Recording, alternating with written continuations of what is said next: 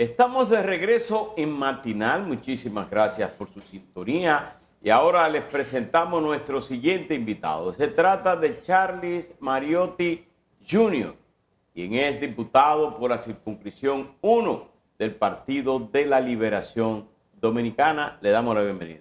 Muy buenos días, gracias por la invitación. Vinimos como candidato, también le agradecimos la oportunidad en ese momento y ya hoy como diputado, nueva vez reencontrándonos, así que muy agradecido. Sí, es que la entrada antes de una posición se empieza por aquí. Así es. De la suerte. Aquí le auguramos éxitos. Sí, sí. Muchísimas gracias por eso. Y el Partido de la Liberación Dominicana, ahora renovado. Renovado y con el mismo presidente. Y con el mismo presidente, o sea, que es lo viejo con los jóvenes, porque tú eres joven también. Y, claro. ¿Cómo augura ese activismo que había durante ese proceso, ese congreso? Y además, hay un tema pendiente en el aire, y es que quien habló con el presidente para el caso de habilitar a Danilo Medina, y dice que no, pero el presidente dijo: yo le pido que vayan a mi discurso del día de la proclamación de la Constitución, yo repito lo mismo. O sea, bien, empezando por el principio, nosotros fuimos a un proceso de elecciones, un proceso interno que se hizo en el marco del 10º Congreso de Reinaldo Pared Pérez, y gracias a Dios salimos victoriosos. Fue un proceso exitoso, un proceso transparente, diáfano, plural, donde se pudo expresar todo el Comité Central del Partido de la Liberación Dominicana. El presidente Medina fue a un proceso contra Francisco Domínguez Brito y el presidente Medina sacó 2 de cada 3 votos posibles, es decir, sacó un 67%, y Francisco Domínguez Brito, que se consolida como líder de una facción importante dentro del PLD, también saca un 32%. Sacó muchos votos. Sacó muchos votos y se pudo expresar. Enfrentando al líder de ese partido, claro, expresidente, y que se hablaba de que era una especie de plebiscito. Aquí lo dijo Roberto Rodríguez Marchena, no sabemos si es de 90 o 93%, pero Brito sacó prácticamente la mitad de lo que sacó. Y quizás sorpresa para los que están fuera del partido y hasta para algunos adentro, pero nosotros que conocemos la trayectoria, la carrera política de Francisco Domínguez Brito y su liderazgo a lo interno del partido, no nos sentimos sorprendidos para nada. ¿Eso consolida sus aspiraciones presidenciales para el 2028? Consolida su peso y su fortaleza dentro del partido, sin lugar a dudas, pero siempre se ha reconocido la importancia de Francisco Domínguez Brito. En el proceso pasado, en el Congreso pasado, él fue incluso el miembro del comité político más votado. Entonces, es una persona que nosotros respetamos mucho y que es muy importante para el futuro del Partido de la Liberación Dominicana. También felicitar a Johnny Pujols, que fue electo secretario general, y definitivamente manda un buen mensaje de una mezcla entre la experiencia y la renovación, la juventud. Y también aprovechar el espacio para felicitar al secretario general saliente, mi padre, ¿verdad?, por la labor que realizó al frente del partido durante estos años, un periodo que en principio debía ser de 5 años, pero que por la necesidad de avanzar el Congreso y un acto de desprendimiento, claro, sale a los 3 años. Porque fue que renunció. Claro. Y en el caso quedó miembro del comité político. Sí, sí. En condición claro. de Los estatutos exsecretario. Establecen que los presidentes, los que han sido presidentes del partido, los que han sido candidatos presidenciales, los que fueron vicepresidentes de la República, los que han sido secretario general, mantienen la condición de comité político sin la necesidad de ir a elecciones, porque se entiende que pueden aportar mucho desde el órgano de dirección del partido. Pero eso fue lo que se vivió el pasado domingo y nosotros estamos muy felices con los resultados y esperamos que esto sirva de ese primer paso para renovar las esperanzas de todos esos que tienen sentimientos de afecto y cariño por el Partido de la Liberación Dominicana a nivel nacional. Usted hablaba de que se mezcla experiencia y pues nuevas generaciones, nuevas ideas. Ayer tuvimos una conversación con uno de nuestros invitados que decía que los cambios generacionales no tienen nada que ver con edad, que igual una persona con vasta experiencia en la política puede tener nuevas ideas. En este sentido, ¿cómo se une o cómo se da esa fortaleza en el PLD de esta generación más joven, que evidentemente tenemos, ¿verdad?, nuevas ideas o vemos las cosas de manera diferente, aquellos que tienen ese nivel de experiencia, pero que a veces frenan esos cambios o les cuesta tal vez hacer esos cambios? Un proceso, digamos, donde nos vemos enfrentados a veces, pero es natural. Y con la disciplina que caracteriza a los PLDistas, entonces nos hemos puesto de acuerdo siempre a través del centralismo democrático. Obviamente tratamos todos de fortalecernos, de establecer estructuras, y los nuevos, los jóvenes, digamos, porque en el PLD usted sabe que usted no empieza aspirando, ni llega de la noche a la mañana, usted primero empieza como simpatizante, luego pasa a ser militante, luego pasa a ser parte de las estructuras. Quizá mi generación no pudo ser parte de los famosos círculos de estudio, pero a través de nuestros padres, a través de nuestros mentores en el partido, hemos podido aprender las lecciones y las enseñanzas del profesor Juan Bosch. Y bueno, entonces vamos a las reuniones tratando de dejar saber cuál es nuestra intención, cuál es nuestra visión, y gracias a Dios se nos ha escuchado, no siempre se nos hace caso. Eso le iba a decir, que en esos enfrentamientos, ¿quién gana? ¿La experiencia o la...? Depende. Hay veces que la innovación se le abre paso y se le abre espacio, pero todo es al paso, todo es con tiempo, y sobre todo en política uno tiene que saber que la experiencia es vital, es esencial, y hay cosas que no se improvisan, y uno tiene también que escuchar y nutrirse, ¿verdad? Como esponja, para luego cuando nos toque a nosotros estar en los espacios de toma de decisión, poder hacerlo de la manera correcta.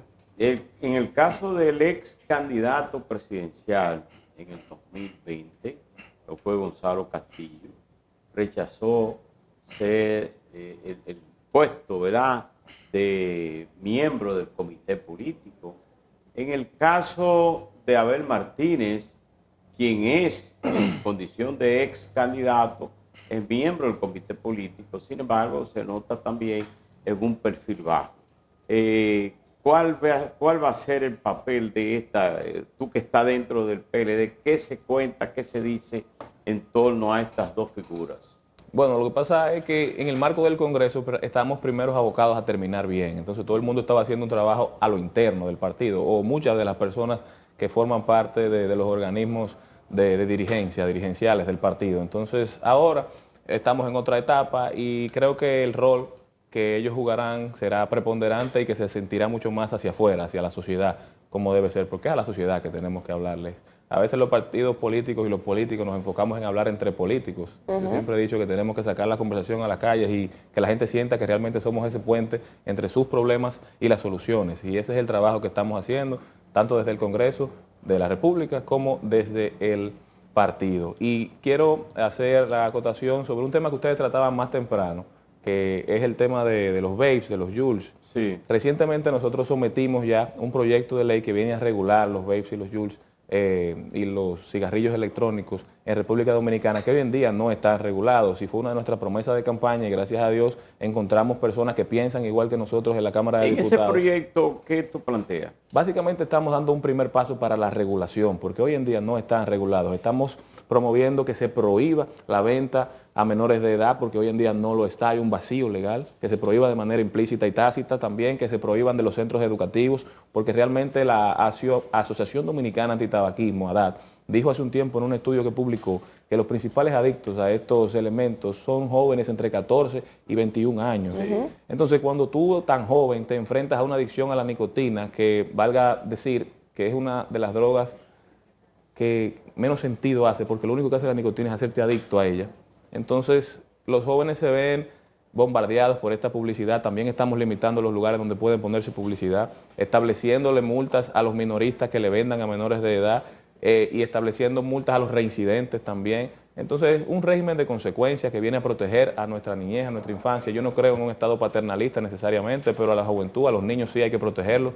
Y esto es un elemento que está haciendo mucho daño. Y si no lo regulamos, yo creo que la próxima pandemia puede ser una de enfermedades pulmonares, déficit de atención, que son las cosas que causan el abuso y el uso excesivo de estos elementos que hoy en día no tienen regulación alguna. Señor Charlie, usted en su calidad de diputado está en la Comisión de Industria y Comercio, ¿es así? Sí, la presido. En la de Medios de Comunicación también. Sí. Está como vicepresidente de la Juventud dentro de la organización política y está como secretario... De la Comisión de Juventud de la Comisión de Juventud y como secretario de la Seguridad Social. Sí. Hay mucho movimiento a nivel, bueno, los legisladores en sentido general y en las cámaras. ¿Cómo evalúa usted lo que está sucediendo en estas últimas semanas? Mira, han sido 2 meses muy intensos desde que asumimos la posición. Ya se hizo una modificación constitucional, nosotros bromeamos, somos 110 diputados nuevos, 96 que llegan por primera vez y 14 que vuelven, pero no estaban en el periodo pasado, que se debutó en Serie Mundial. Sí. porque llegamos y rápidamente nos abocamos a esa modificación constitucional, con la cual en muchos puntos nosotros no estábamos de acuerdo y así lo hicimos sentir en la Asamblea, pero definitivamente fue una experiencia. También empezamos a conversar sobre el tema de la reforma fiscal que se sometió al Congreso Nacional y bueno, tuvimos la oportunidad de hacer la solicitud de que se hicieran las vistas públicas y gracias a Dios se nos hizo caso a la oposición porque mucha gente pensaba que las vistas públicas eran una obligación y no lo eran. Gracias a Dios el presidente Pacheco, el presidente Paulino de la Comisión de Hacienda entendieron la necesidad. Recuerde que para la reforma constitucional nosotros también solicitamos vistas públicas y no se nos permitió hacer vistas públicas. Entonces fue muy importante que en este caso pudiera pasar y que la gente pudiera ir a expresarse, el primer poder del Estado, hacer su voz escuchar a través de su opinión también. El trabajo que se hizo desde las redes sociales fue muy importante y, ¿por qué no?, el trabajo que se hizo en las noches, la gente haciéndose sentir a través de los cacerolazos también fue esencial. Entonces, ese proceso me dio a entender algo en tan solo 2 meses de ejercicio legislativo, que las reformas que este país necesita deben ser siempre producto de la conversación, del diálogo y del consenso. Solamente así podremos avanzar. En el caso ahora está la reforma laboral. Hay una comisión especial encabezada por Rafael Barón Durut Cholitín y habla de buscar un consenso. Eso tendrá que ir a la Cámara de Diputados. ¿Tú entiendes? Se dice que hay un consenso en cuanto al teletrabajo, en cuanto a la regulación de las trabajadoras domésticas. Hay avances en el sentido de que se le aumentó 3 días. Dice que 1, pero cuando usted lo ve laboral son 3 días más a los trabajadores. Pero ahí está el caso de la cesantía, donde los empresarios entienden que eso hay que cambiarlo.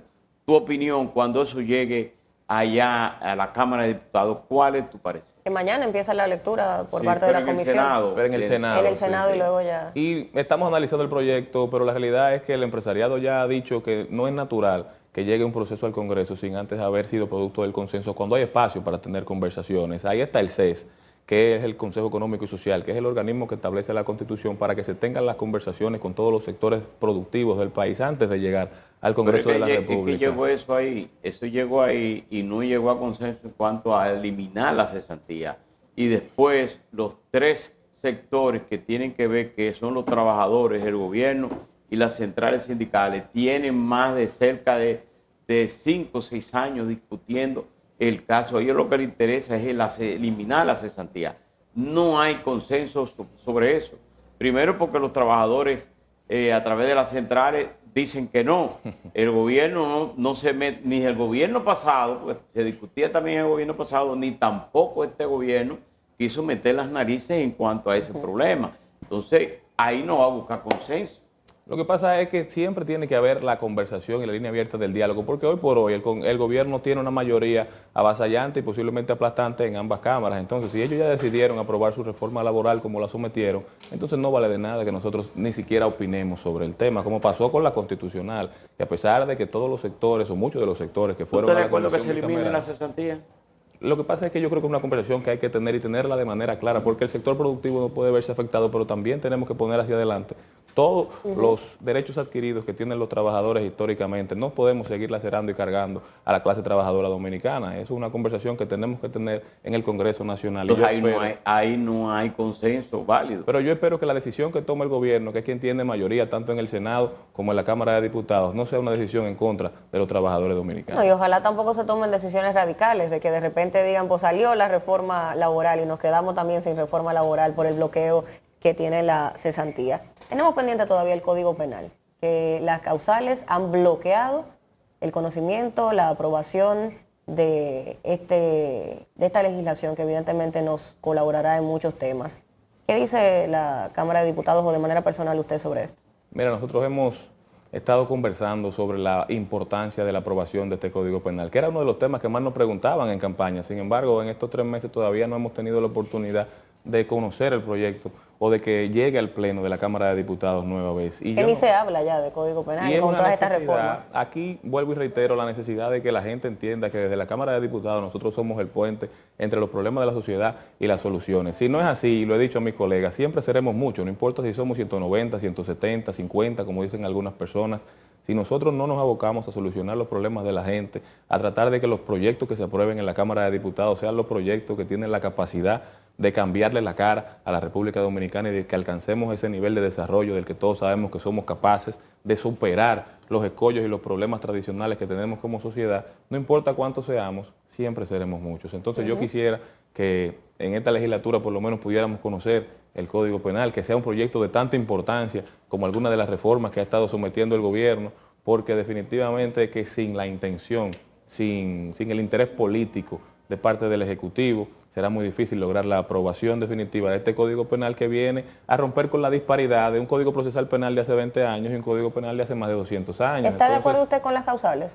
Yo sí, yo lo dije en campaña y lo reitero, pero las causales en sí no son el problema del Código Penal, porque los diputados que apoyan las causales en la Cámara de Diputados no son mayoría ni tienen los votos suficientes para impedir que el código se apruebe. Hay otros temas y sobre todo la falta de voluntad política, porque hay un código que se ha trabajado por más de 20 años, que ha sido producto del consenso y que, vuelvo y reitero, es una necesidad de la sociedad dominicana. Yo creo que nosotros, en vez de estarle quitando fuerza también a la figura, y no quiero ligar los temas, porque creo que el Código Penal es una necesidad que debe ser aprobado por este Congreso, que es una responsabilidad histórica que tenemos, porque yo creo que esa disparidad histórica que mencionaba es parte esencial del por qué al sistema judicial dominicano se le hace tan difícil, digamos, concretizar condenas definitivas para quien hace lo mal hecho.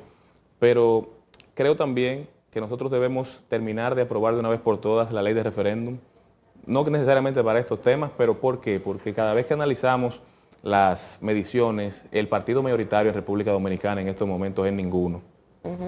Entonces la gente siente una apatía por los partidos políticos, que yo creo que la única forma de controlar o no de controlar, que la única forma de enfrentar para parar esa abstención histórica que estamos viendo proceso tras proceso, donde en el proceso pasado fue de un 50% básicamente, mucho más alto que el proceso de la pandemia incluso, es haciendo que la gente se involucre a través de causas, de que la gente salga a promover causas y no personas, no partidos, que la gente trate de convencer a sus vecinos a través de la política, porque todos somos políticos, aunque seamos apartidistas, que la gente trate de convencer a sus vecinos de aprobar o de votar sí o votar no por alguna causa que entiendan que es la mejor para el país. Y yo creo que así fortalecemos la democracia. La ley de referéndum es aprobatorio, no existe el reprobatorio. Claro. Porque los legisladores en esa reforma del 2010 se metió en miedo, dijo, no, espérate, reprobatorio no, que sea aprobatorio.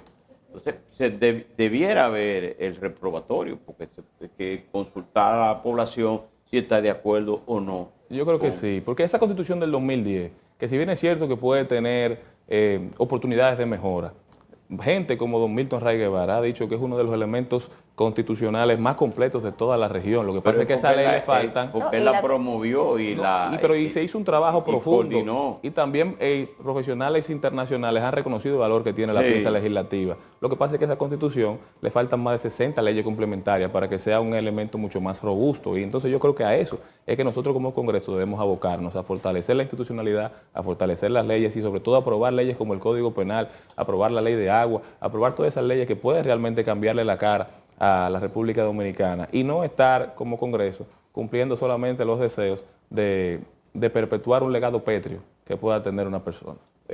Charlie Mariotti Jr., ese sonido que usted escuchaste ahí es también diciéndonos que llegó a las 8 de la mañana y que terminamos este programa. Que llegaban los bomberos. Y que empezaron los tapones de verdad. Muchísimas gracias. Gracias a ustedes por la invitación. Gracias por acompañarnos y éxitos, que ustedes tendrán bastante trabajo. No sé si les dará tiempo de celebrar Nochebuena y Año Nuevo con todo este trabajo que tienen. Gracias por acompañarnos. Gracias a ustedes y a su público.